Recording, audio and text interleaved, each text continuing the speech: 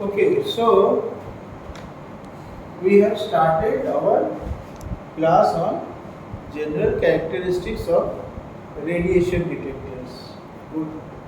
Now, what did we first discuss? We discussed about the possibility of this smartphone. This smartphone being a spectrometer. So, what did I tell you? That this is a smartphone. Good. Now, to all the students of physics, what is it detecting right now? Right now, basically the very nearest object to it is myself. So my own black body radiation it is detecting. But is it responding in any way? No. Then all of us are sitting over here, all the objects, all of their wavelengths, black body radiation, I'm just talking about it. Next comes all types of electromagnetic radiations, from cell towers, from police stations, radio waves, microwaves, everything. This poor guy has to face all of them. So it is detecting. Okay, it's not that it is not detecting. But the thing is that it is still silent. Is it responding? Now just one of you call this guy, just call him. Okay. Call him. Let me see what happens. So still there is no signal. We say okay, the phone is, maybe this is a dead phone. Who knows? Let me see if this is indeed a dead phone or not. Okay, so we have got something. Right now, good, this is in silent mode. So this means that when somebody calls, or basically in physics terms, it responds to one very particular frequency or one very particular electromagnetic wave, not anything else. You can call any number, but this is not respond. This will only respond to only one particular electromagnetic wave. So don't you think this is very unique? Right now there are sort of lakhs or crores types of electromagnetic waves around us. Okay, even sound waves is there, but it is not responding.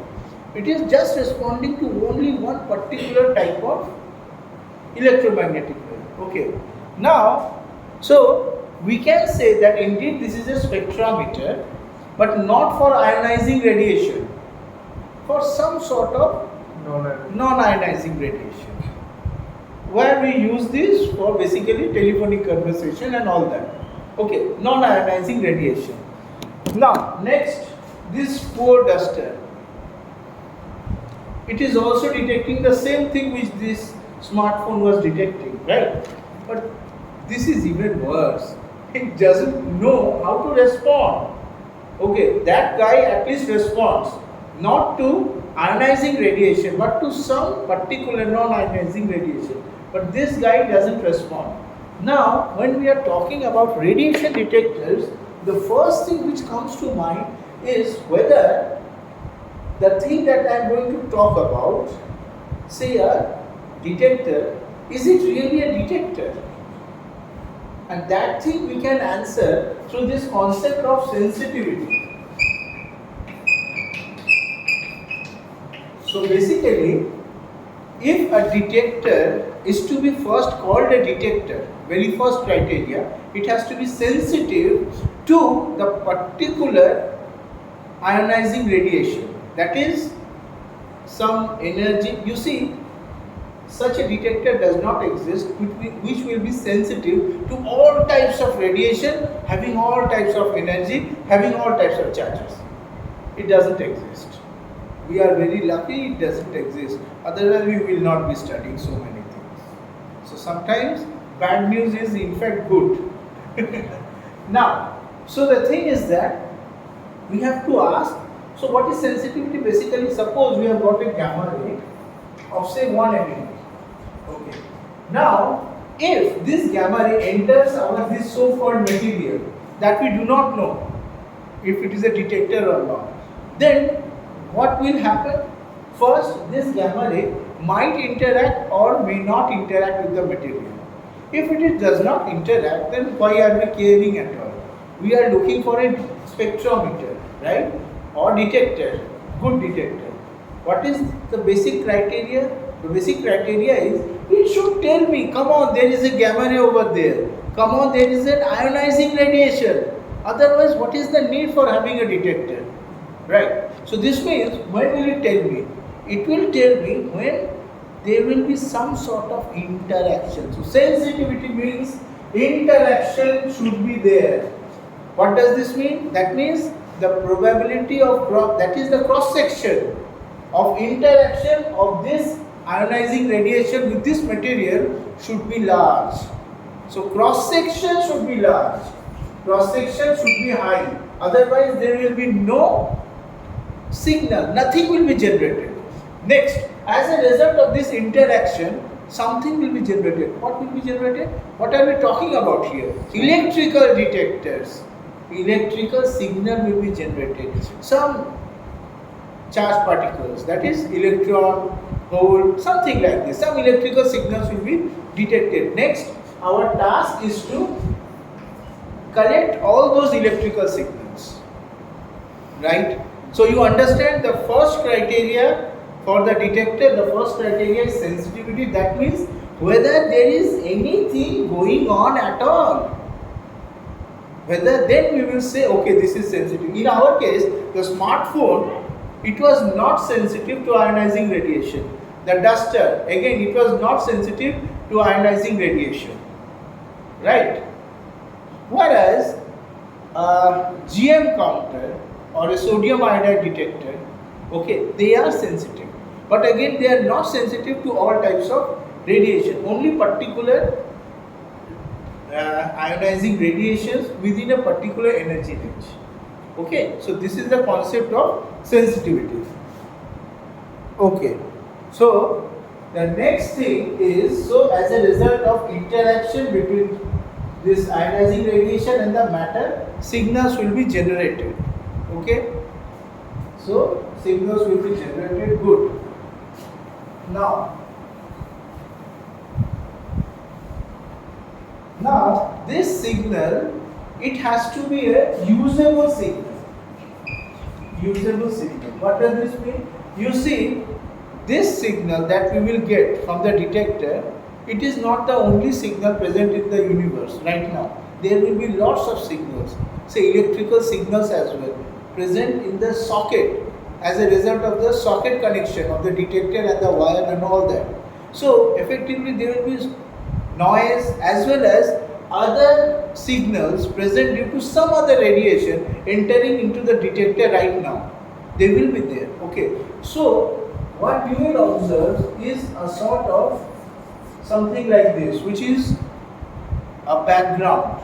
Now the signal that we were getting as a result of this interaction, okay, this signal, you see, it has to produce, it has to be something like this. That is, I should be able to identify. So this is the meaning of usable signal. Otherwise, there is no point. I will not be able to even say that there is something going on. Understand? Suppose it produces a signal like this, then you will not be able to identify. Now, if we have got two detectors, Aratrika here. Suppose we have got two detectors. One creates, detector A creates a signal like this, detector B creates a signal like this. Which one will you say is sensitive enough to produce a usable signal? Of course, the answer is B. So this means we will not be using this detector for our case. Okay? So this is basic idea of sensitivity. Usability of a signal. Important. Okay. Next is the concept of response. Now, next is the concept of response. So what is response? Basically, you see again the same old diagram, gamma ray interacting with the matter. As a result, we are getting some sort of signal. Okay. Now let me be more quantitative instead of qualitative. Suppose gamma ray has energy of 1000 keV. Suppose 1000 keV gamma ray enters. and as a result of interaction, say there is a Compton scattering, and say 600 kV gamma ray escapes. So how much is absorbed? 400 kV. So the signal that we will observe will be 400 kV. Right? Now tell me, which part of this signal means 400 kV? Tell me. Well, no. Charge integral, entire area of the signal. So this entire region basically means 400 kV. Now, after some time, you suppose there is yet another 1000 kV gamma ray, and as a result of it, it deposits this time, say 700 kV. Okay, and as a result, this will be the peak. But remember, when we are saying 700, so basically this entire integral represents this. So basically what is happening is the charge collected is this, right? This much is the charge collected. This much is the charge collected. This corresponds to your 700 kV. Here, this much is the charge collected. This corresponds to your 400 kV. Okay. Now think about the analysis. When we are doing the analysis later on, trying to understand what is happening. Each time we have to see a peak, we have to do the integration of the entire peak. Do you think how much cumbersome it will be? Okay. But that's the actual process. But there is a shortcut. What is the shortcut? The shortcut is that look closely just at these two figures. So if the amount of charge here collected is say Q1 and here it is Q2, okay, and the peak here is say P1 and peak here is say P2, okay, what do you observe? You see that when Q1 is small, P1 is small, and when Q2 is charge large, then the peak is large. So basically what we observe is that the charge is basically proportional to, or the peak is proportional to charge, vice versa.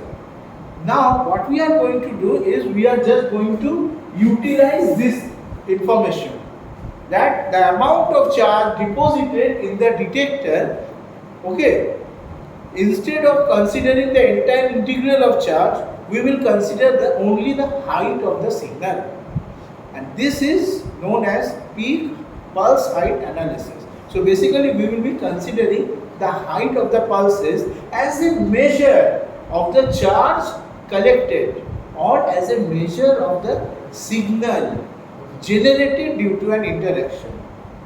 Okay. So this is basically the idea of pulse height spectroscopy. What is spectroscopy? Basically we will be analyzing these peaks and all that. Later on you will know that along with this height we have to consider the width of the peaks as well. Then we will talk about the energy resolution of the peaks. Okay. So not just this y-axis, the x-axis is also important of the peak. It gives us information regarding energy resolution of the peaks. Any questions?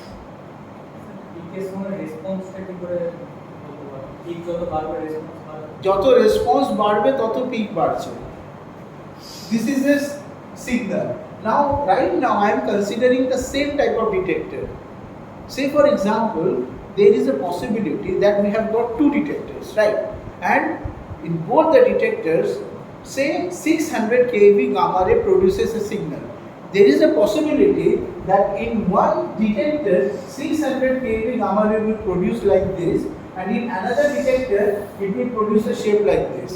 So if we have got two detectors, same charge deposition can be different, but we are not talking about this. We are talking about a single detector and the charge.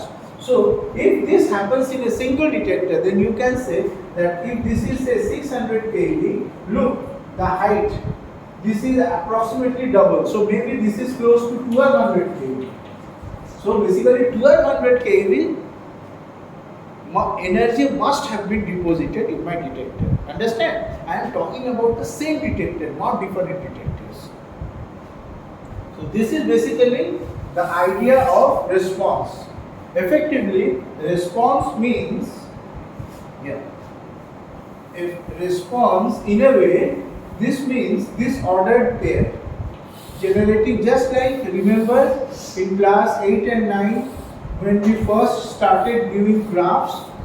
Okay, we first learned about coordinate geometry. We have got this x and then we have got this y.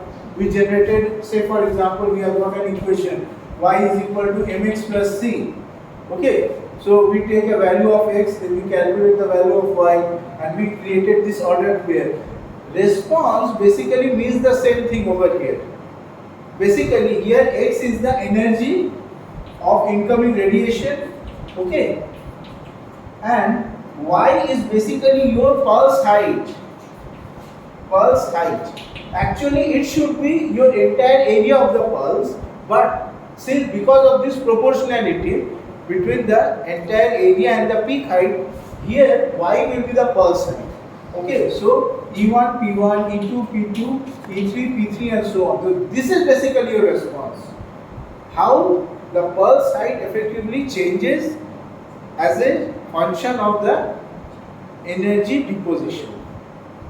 Okay, so we have today considered these two important topics. They are the most important topics related to detector.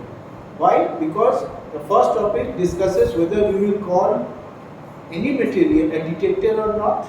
Next topic discusses about how to characterize, try to understand the signal generated as a result of the interaction process between the so-called detector and the incoming radiation. Here I have talked about particularly gamma rays.